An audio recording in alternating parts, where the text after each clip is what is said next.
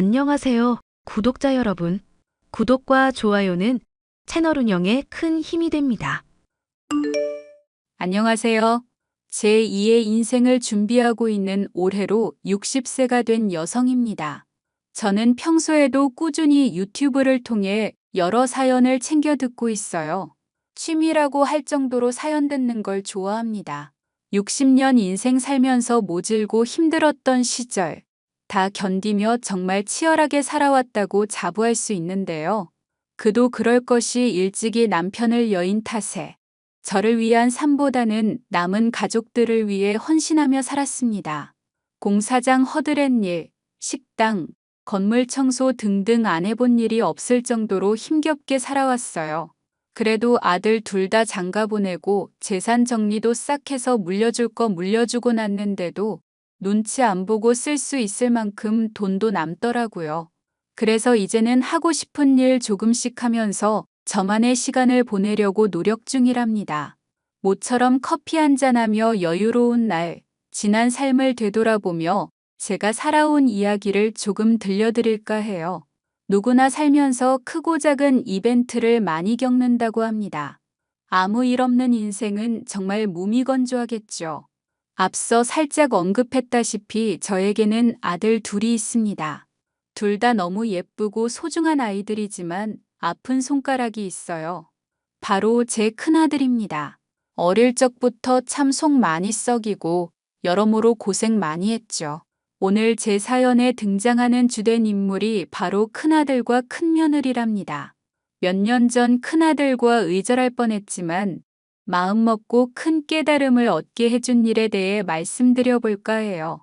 부모와 자식은 서로에게 거울 같은 존재라고 하는데 이제라도 정신 차리고 잘 산다고 하니 지켜보는 게 답이겠죠. 그럼 사연 시작하겠습니다. 이야기는 5년 전으로 거슬러 올라가요. 이보게들, 오늘 저녁 집에서 먹는 거 잊지 않았지? 엄마가 너희들 좋아하는 갈비찜 해놨어. 우와, 정말? 역시 엄마밖에 없어. 나 오늘 일찍 퇴근하니까 얼른 갈게요. 아, 맞다. 오늘 집에서 저녁 먹는 날이지? 근데 어쩌나. 나 거래처 사람들이랑 회식이 있는데. 오늘 급하게 잡은 거니? 한 달에 한 번 같이 밥 먹는 날인데 아쉽네. 일이 중요하지 뭐. 어쩔 수 없구나. 다음에 보자 큰아들. 미안해요, 엄마. 다음 주에 중요한 계약이 있어서 오늘 접대하는 자리라. 오늘 저녁은 호성이랑 둘이 먹어요. 그래, 뭐 어쩔 수 없지. 그래도 우리 큰아들 마음 다잡고 직장 다니는 거 보면 이 엄마가 다 뿌듯해. 항상 응원하고 있는 거 알지? 알죠? 고맙게 생각하고 있어요. 호성아, 들어가면서 빈손으로 들어가지 말고 엄마 좋아하시는 거 사들고 가라. 커피랑 디저트도 사들고 가고. 걱정하지 마, 형. 내가 알아서 잘할게. 형은 일 잘 보고 와. 같이 못 봐서 아쉽지만 뭐 어쩌겠니. 아쉬운 대로 우리 둘이 식사하자꾸나. 아참 호진아. 내일 호성이 편으로 반찬 보내줄 테니까 냉장고에 넣어두고 아끼지 말고 막 먹어. 엄마가 너 좋아하는 꼬막당 해놨어. 번거롭게. 호성아, 형 집 비밀번호 알지? 그거 치고 들어가서 냉장고에 넣어놔라. 내가 요즘 야근에 출장에 바빠서 집에 잘 없거든. 아무튼 오늘 미안해요, 엄마. 저는 서울에서 태어나고 자랐습니다. 부모님은 전남 화순이 고향이신데 서울로 올라와 작은 잡화 점을 운영하시며 살았어요. 지금은 많이 사라졌지만 시장에 한두 개쯤은 있던 정말 여러 가지를 모아놓고 파는 그런 가게요. 장사를 하셨음에도 불구하고 형편이 좋지 않았고 부모님을 포함한 저희 사남매는 간신히 끼니만 해결할 정도였습니다. 저도 꿈 많고 하고 싶은 것 많던 평범한 소녀였지만 가정 형편과 남은 동생들을 생각하면서 꿈을 잠시 접어둘 수밖에 없었답니다. 아버지가 돌아가시고 엄마마저 몸져 누우시자 더욱 극에 달했죠. 그런 와중에 공장에서 일하다 거래처 직원이었던 남편과 인연이 닿았고 23 꽃다운 나이에 결혼했습니다. 시댁도 형편이 좋은 건 아니었지만 그래도 남들 눈치 안 보고 살 수 있는 정도였고 좋은 사람인 것 같아 제가 의지를 많이 했어요. 그렇게 결혼하고 얼마 되지 않은 시점에 연년생으로 아들 둘 낳고 지내다 남편이 사고로 세상을 떠났습니다. 그 시절 남편 잡아먹는 년이라는 모진 소리를 견뎠고 큰애가 3살, 둘째가 2살이던 해 아이들을 데리고 집을 나왔어요. 친정집에 돌아갈까 수십 번도 고민했지만 못난 모습을 보여주기 싫었고 남편의 사망보험금으로 받은 1,000만 원으로 살 집을 마련해 겨우 몸을 럨 수 있었습니다. 어떻게든 살아가야 했기에 아이들을 보육시설에 맡기고 미친 듯이 일만 했어요. 그렇게 10년을 꼬박 일하니 남들 눈치 안 보고 아이들 하고 싶은 거 시켜줄 수 있을 만큼의 여유 자금이 생기더군요. 마음 편히 눈치 안 보고 살 수 있는 방 3칸짜리 작은 빌라를 구매했고 그것을 전원주택까지 참 많은 발전을 했습니다. 아무튼 그렇게 힘든 세월 보내고 지금에 이르렀는데 제가 바라는 게 있다면 아이들이 좋은 가정 꾸려 행복하게 사는 거였죠. 엄마, 아주 바빠요? 아니다. 오늘 일 봐주는 집에 갔다가 점심 지나면 바로 나올 거야. 무슨 일 있니? 다름 아니라 저 결혼하고 싶은 여자가 생겼어요. 어머, 우리 큰아들 연애하니? 만난 지는 좀 됐고요. 사실 같은 회사에서 일하는 직원인데 업무적으로 자주 마주치다 보니. 근데 정말 죄송해요. 뭐가 죄송하니? 우리 아들이 장가 간다는데 이 엄마는 더할 나위 없이 기쁘구먼. 그게 사실은 이 사람이 임신했거든요. 벌써 임신 2개월이고. 뭐? 아이 생긴 게 잘못은 아니지만 그 아가씨는 지금 어쩌고 있어? 몸은 괜찮다니?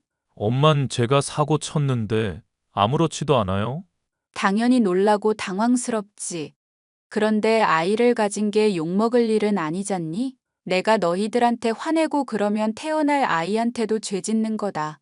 둘이 사랑해서 생긴 아이인데 내가 뭐라 해. 엄마, 정말 죄송해요. 면목이 없어요. 그렇게 말하지 마. 그럼 아가씨 조만간 집으로 데려올래?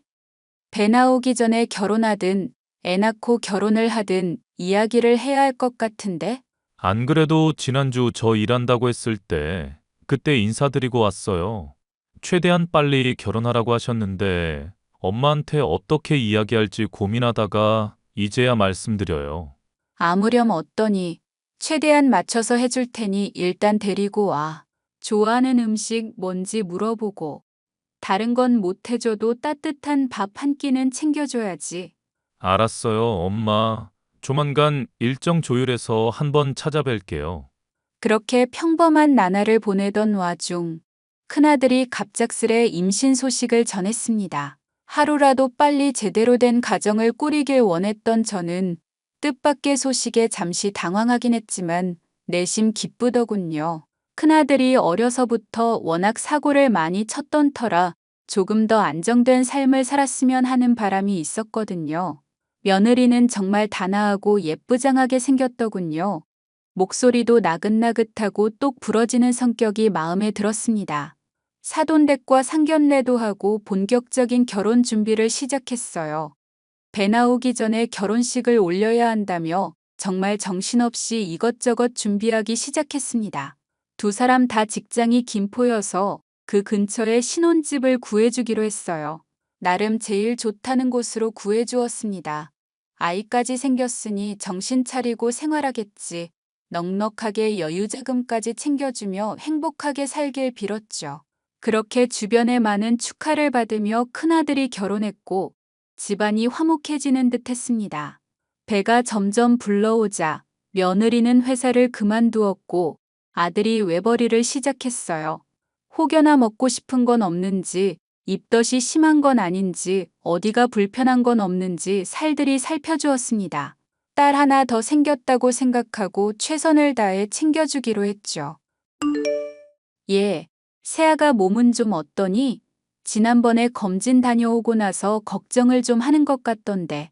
아, 어머니, 안 그래도 연락드리려고 했어요. 제가 빈혈 수치가 좀 높아서 철분제랑 영양제 맞고 하니 괜찮아졌어요. 아들이라 그런지 고기가 그렇게 당겨요. 근데 먹는 것만큼 몸이 회복이 잘 안 돼서 그게 좀 걱정인 거죠. 그래? 그럼 내가 이번에 세아가 좋아하는 갈비찜에서 보내마. 그리고 사골을 푹 고운 게 있거든? 그것도 같이 보낼 테니 챙겨 먹어. 반찬도 몇 개 챙길 테니까. 알겠지? 어머니, 매번 이렇게 신세 만져서 어떻게 해요? 신혼집 해주신 것도 그렇고, 이번에 차 사주신 것도 그렇고, 제가 너무 받기만 하는걸요? 그런 말 말아라. 이게 다 잘 살자고 하는 거야. 여유가 있으니 그만큼 해주는 거고. 내가 어려서 고생한 게 있어서 그런지 자식들만큼은 편하게 살게 해주고 싶구나. 그나저나 더 먹고 싶은 건 없어? 매번 보내주시는 것도 남아요. 잘 챙겨주셔서 감사합니다. 그런데 어머니, 저랑 조만간 데이트 안 하실래요? 데이트? 몸도 무거운 애가 괜찮겠니? 돌아다니면 안 되는 거 아니야? 아기용품도 사야 하고요. 겸사겸사 어머니랑 데이트도 좀 하려고요. 아기용품이 한두 푼이 아니라 어머니 찬스 좀 쓸까 했죠. 하하. 아휴, 뭐 그런 거 가지고 언제든 필요한 게 있으면 말만 해. 이 엄마가 다 해줄게. 괜히 너 몸 불편할 수 있으니까 돈 보내마. 에이, 어머니 안 그러셔도 되는데. 얼굴은 명절이나 같이 식사할 때만 보면 되는 거지 뭐. 굳이 몸도 무거운데 돌아다닐 필요 없다. 방금 계좌로 2천만 원 보냈다. 요즘 조리원 비용도 무시 못한다며? 그걸로 눈치 보지 말고 사고 싶은 거 사고 그래. 어머니, 정말 감사합니다. 제가 앞으로 잘할게요. 새 가족이 생긴다는 설렘과 태어날 아이를 기다리는 기쁨은 말로 표현을 못하겠더라고요. 그저 며느리가 건강히 출산하길 바라며 기도를 드리는 일밖에는 할 수 없었습니다. 금전적으로 여유가 있으니 부족한 거 없이 생활할 수 있게 도와줬어요. 그렇게 몇 개월의 시간이 흘러 며느리가 건강한 아들을 출산했고 집안에 아기 울음소리가 울려 퍼졌습니다. 어휴, 우리 며느리 애 낳느라 고생했다. 감사해요, 어머니. 애 낳는 게 이렇게 힘든 건 줄 몰랐어요. 마취 풀리고 이제야 움직일 수 있네요. 아무렴. 애 낳는 게 보통 일이니? 정말 고생 많았다. 호진이 너 앞으로 더 잘해야 할 거야. 아이랑 아내 위해서라도 더 열심히 살아라. 알겠니? 알겠어요, 엄마. 그나저나 코로나 때문에 면회도 안 되고 아이 보러 가는 것도 참 눈치 보이는구나. 나중에 몸조리 끝나고 어느 정도 시간 지나면 보러 갈게. 네, 그러세요. 저희도 조리원에 3주 있을 건데 퇴원하고 오시면 될 것 같아요. 그래. 우리 어여쁜 손주 얼굴 보러 가야지. 세아가 먹고 싶은 거 마음껏 먹고 하고 싶은 거 다 하면서 살아라. 그리고 항상 아이든 너든 건강만 해. 알겠지? 네, 어머니. 염려하지 마세요. 앞으로 제가 더 잘할게요. 신경 써주셔서 감사합니다. 아들과 며느리를 쏙 빼닮은 손주가 태어나니 그렇게 기쁠 수가 없었습니다. 코로나가 한참 기승을 부릴 때라 면회를 가보기는커녕 매일 큰아들이 보내주는 사진으로 아이를 겨우 만나볼 수 있었죠. 당장이라도 달려가 품에 안아보고 싶었지만 코로나 시국인지라 꾹 참았습니다. 그렇게 2달 정도의 시간이 흘렀고 갑자기 일복이 터졌는지 건물 청소 계약이 줄줄이 성사되면서 바쁜 나날을 보내게 되었습니다. 어느 정도 은퇴 준비를 하려 했는데 막바지에 여유 자금을 벌게 해주려나 싶어 열심히 일에 매진했죠. 1푼 2푼 모아 손주 녀석 장난감이라도 더 사주려고 기쁘게 일했네요. 일이 워낙 바빠진 탓에 손주 녀석이 태어난 지 100일쯤 처음 만나게 됐어요. 아들과 며느리가 좋아하는 반찬, 아이 내복을 비롯한 이것저것 용품을 전해주기도 할 겸 큰아들이 사는 곳에 갔습니다. 그런데 말입니다. 오랜만에 만난 며느리는 분위기가 조금 바뀐 듯 했습니다. 육아하느라 고생해서 힘들어서 그런가 푸석푸석해진 머리카락에 초췌한 모습이 참 마음 아프더군요.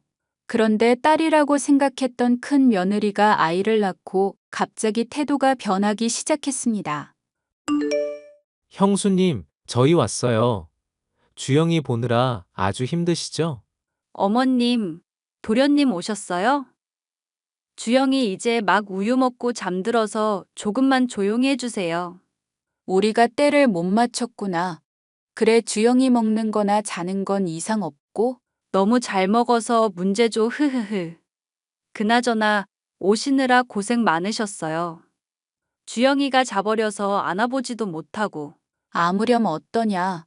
앞으로 살면서 자주 보면 되는 거지. 그나저나 세아가 너 얼굴이 많이 상했구나. 보약이라도 지어 드셔야 하는 거 아니에요? 형수님 가뜩이나 혼자 육아한다고 지치셨는데. 이참에 보약 지어 드세요.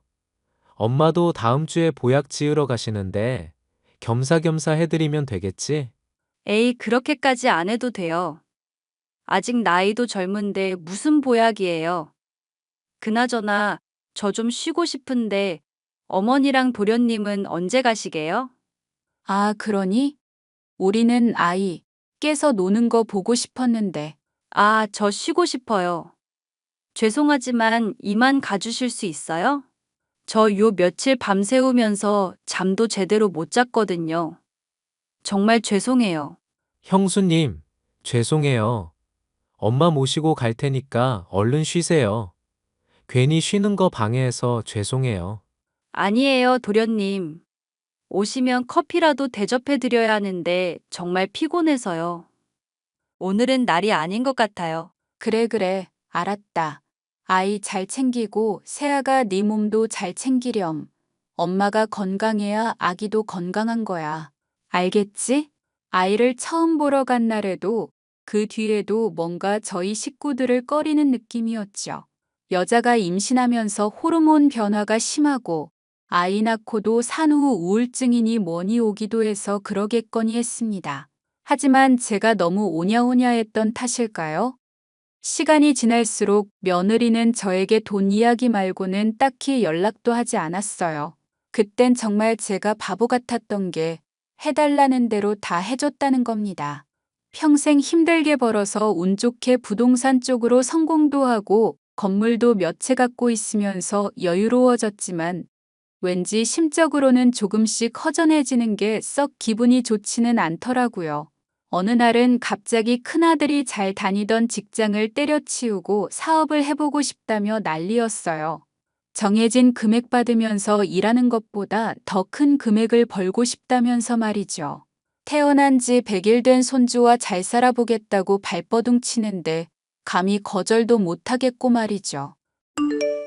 엄마, 드릴 말씀 있어요. 저 사실 직장 그만뒀거든요. 아니, 멀쩡히 잘 다니던 직장을 왜 그만둬?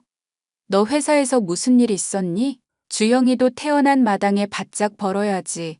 왜 갑자기 그만둔 거야? 사실 사업을 좀 해보고 싶어서요. 월급 받아봤자 박봉이고. 제가 할 수 있는 일이 뭐가 있을까 생각해봤는데 이 사람도 그렇고 카페를 해보면 어떨지 싶어요. 카페. 그거 아무나 하는 거 아니지 않니? 사업이라는 게 말이다. 늘 조심해야 하는 거야. 뭐든 위험성이 따르길 마련이고. 어머니, 저희 못 믿으세요? 주영이까지 태어난 마당에 저희도 어떻게든 잘 살아보려고 하는 거예요. 카페 사업을 하려고 하는 이유는 사람들이 밥은 잘 안 사 먹어도 커피는 사 마시잖아요. 그리고 제가 디저트를 좀 잘 만들어서요. 많이 생각해보고 결정한 거니? 사업하면 돈이 한두 푼 들어가는 것도 아니고 여유자금도 있어야 한다. 최악의 상황을 대비해야지. 엄마, 저 그렇게 못 믿어요? 사고만 치던 옛날에 그 윤호진 아니라고요. 널 못 믿는다는 게 아니라 요즘 코로나 때문에 시국이 시국인지라 자영업하는 사람들이 다 힘들다고 해서 하는 말이다. 지금 시기에 카페 차려봤자 중간 이윤이 얼마나 나올지도 모르는 일이고 너희들이 갓난아이 데리고 잘하려나 걱정되어서 그러지. 아이는 조금 일찍 어린이집 보내거나 베이비시터 부르면 되는 일이죠. 아무튼 저희 이번에 사업하고 싶으니까 죄송하지만 좀 보태주세요. 저희가 잘 되면 어머니도 좋은 거 아니에요? 고민하실 것도 없다고 봐요. 그러니 단도직입적으로 물으마. 얼마 보태주면 되겠니? 더도 말고 딱 5억만 해주세요. 나머진 저희가 대출을 받던지 알아서 할게요. 그렇게 큰아들 내외는 카페 사업을 한다며 이리저리 발벗고 다니기 시작했습니다. 한 달 정도 지켜봤는데 자리도 못 얻고 갈팡질팡하는 모습이 안쓰러워서 제 명의로 된 건물 1층에 세를 주기로 했어요. 사실 자식들은 제가 건물 여러 채 가졌는지 잘 모릅니다. 그냥 여윳돈만 좀 있는 줄 알거든요. 자주 거래하던 부동산 사장님과 입을 맞추고 다른 사람이 싼 값에 임대하는 것처럼 하고 큰아들 내외에게 1층 상가를 내주었습니다. 인테리어 공사도 하고 차근차근 진행되는 게 이대로만 하면 성공할 것 같더군요. 솔직히 제 건물 자리도 좋은 곳이라 장사가 잘 되는 곳으로 소문나고 있었거든요. 그렇게 큰아들 내외는 카페를 오픈했고 아이는 태어난 지 6개월 만에 어린이집에 다니게 되었습니다. 아, 그런데 말이죠. 어린이집에 다니니 자꾸 감기 걸려오고 병원도 자주 다니는 게 불안하더라고요. 마음 같아서는 제가 아이를 봐줄까도 싶었지만 본인들이 자처한 상황이니 나서지도 못하고 지켜봐야 했습니다. 답답하기도 하고 잘 해낼 수 있을까 싶은 불안감도 없지 않아 있었죠. 그러다 얼마 뒤 큰 며느리와 제가 갈등을 빚게 되는 사건이 발생합니다. 큰아들 내외가 카페 운영을 하고 나서부터 아무래도 사업에 집중하다 보니 아이가 뒷전이더라고요. 안 사돈이 아이를 가끔 봐주기도 했지만 교통사고를 당해 컨디션이 난조하다는 이유로 못 봐주겠다고 하더라고요.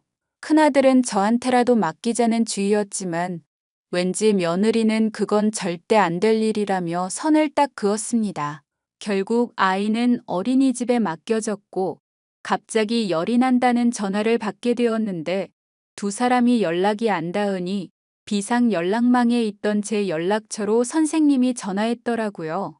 저는 급한 마음에 하던 일을 멈추고 아이를 데리러 갔고 동네 소아 청소년과 진료를 본 뒤 집으로 데리고 왔습니다. 호진아, 주영이 내가 데리고 있다. 어린이집에서 너희한테 계속 연락했는데 연락이 닿질 않아서 나한테 전화한 모양이야. 주형이가 열이 좀 많이 나서 병원에 데리고 갔다 왔다. 지금은 약 먹고 잠들었고 우리 집에 있으니까 걱정하지 말고 퇴근하고 오렴. 뭐라고요? 아, 나 핸드폰 고장나서 못 받았었거든요. 일단 알겠어요. 어머니, 주영이 어머니가 데리고 가셨어요? 응. 아까 호진이한테 이야기했지만 저한테 한마디 말씀도 없이 아이 데리고 가시면 어떻게 해요? 저 한참 찾았잖아요. 아니, 그게 아니라 세아가 어린이집에서 너희가 연락이 안 된다고 나한테 전화했다니까? 그래서 내가 주영이 데리고 병원. 어머니, 이런 식이면 정말 곤란하세요. 그래도 애 엄마는 전데 저한테 연락하셨어야죠. 제가 지금 갈 테니까 기다리세요. 엄마, 저희 왔어요. 주형이는 좀 괜찮아요? 약 먹고 푹 잘 자다가 지금 보다시피 잘 노는구나. 그나저나 어떻게 연락받은 거니? 내가 아까 호진이한테 말했었어. 어머님, 건물 청소부가 신생아를 만지려 하면 어떡해요? 뭐라고? 지금 내가 무슨 말을 들은 거냐? 어머니, 저 정말 서운해요. 어떻게 저한테 이러실 수 있어요? 아이가 아프면 저한테 연락하셨어야죠. 집이랑 카페가 거리가 얼마나 된다고 전화를 안 받으면 직접 찾아오기라도 하시던가. 예, 말은 똑바로 하자. 정말 서운하네. 나도 일하다 말고 주영이 데리고 병원 갔다 왔어. 보다시피 옷도 제대로 못 갈아입고 이러고 있는데 너는 고맙다는 말이 먼저 아니니? 역겨워 죽겠네. 진짜. 지금 그 옷 청소하실 때 입던 옷이에요? 더러워서 못 봐주겠으니까 꺼지세요. 당신 미쳤어? 왜 이래?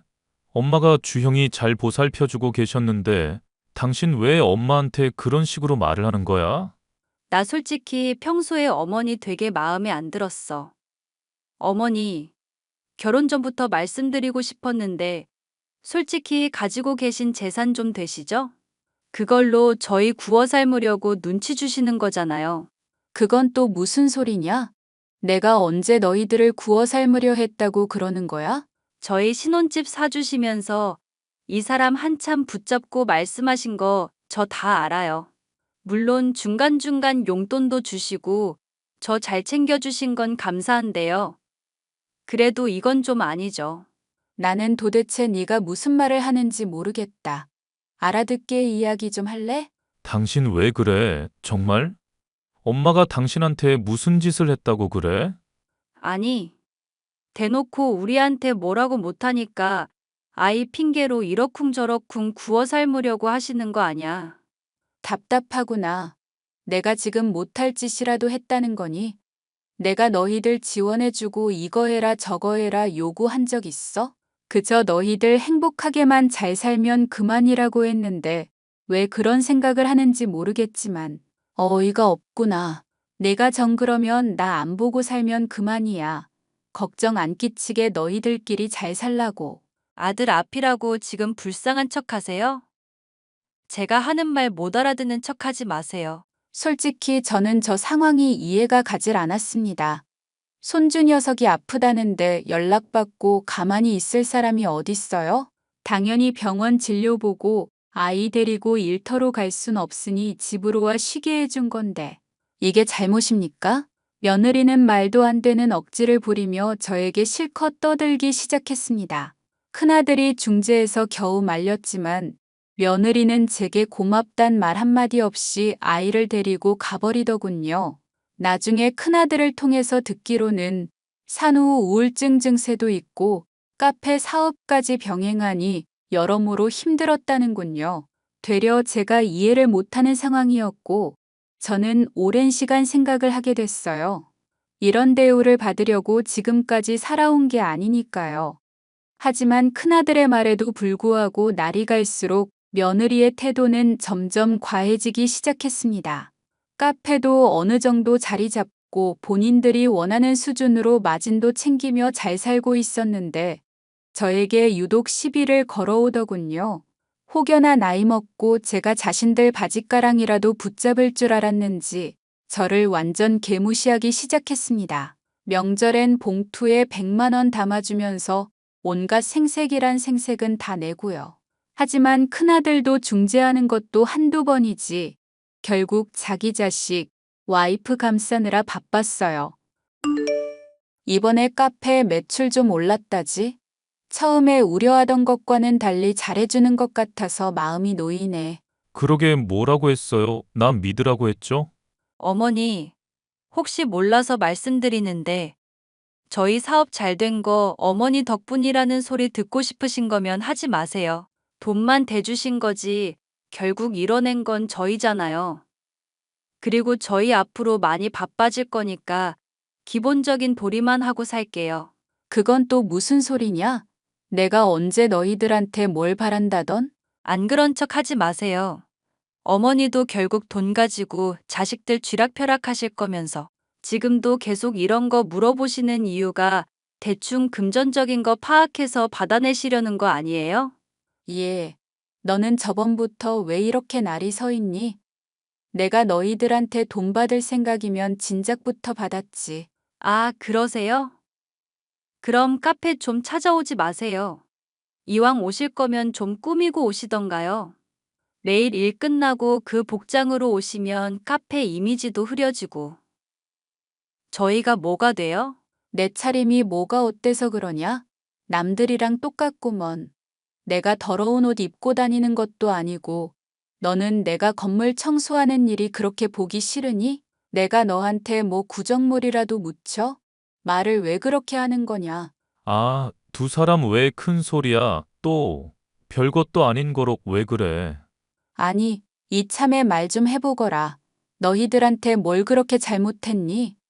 내가 이것저것 따지는 사람이었으면 너희 애초에 결혼부터 안 시켰어. 신혼집이고 카페고 뭐고 아무것도 안 해줬다고. 근데 다른 거 안 바라고 너희들 행복하게 사는 거 그거 하나만 바랬다. 요즘 사정은 어떤지 좀 나아진 건지 물어보는 게 그게 그렇게 못할 짓이니? 솔직히 종종 일 끝나고 우리 집에 오셔서 주영이 보고 가시잖아요. 보모 이모님이 그러시는데 일 끝나고 안 씻고 오시죠? 그 손으로 우리 주영이 만지고. 그러니 애가 골골대죠. 뭐? 너 지금 주영이 아픈 게 다 내 탓이라는 거니? 그럼 어머니 탓이 아니고 누구 탓인데요? 우리 집안에서 더러운 사람이 어머니밖에 더 있어요? 더 이상 꼴도 보기 싫으니까 당장 나가세요. 돈으로 생색내실 거면 진작에 내셨어야지. 카페 이미지 떨어지니까 당장 나가세요. 미친, 그 말 후회하게 해줄게. 뭐 어쩔 건데? 어쩔 건데요? 너희 카페 차린 이 건물 내 거다. 주변에 비해서 유독 세가 싸다고 생각 안 들었니? 이제 막 시작하려는 너희한테서 돈 받기 애매해서 그냥 줄까도 생각하다가 법이 안 된다고 해서 정말 최소한의 금액으로 세받은 거다. 그리고 너희들한테 받은 그 월세 다 모아두고 있었고 마침 너희 확장한다고 이야기하는 것 같아서 그 모아둔 돈 보태주려고 왔더니 기껏 하는 소리가 뭐? 나가라고? 엄마, 이 건물이 엄마 거라고. 참나.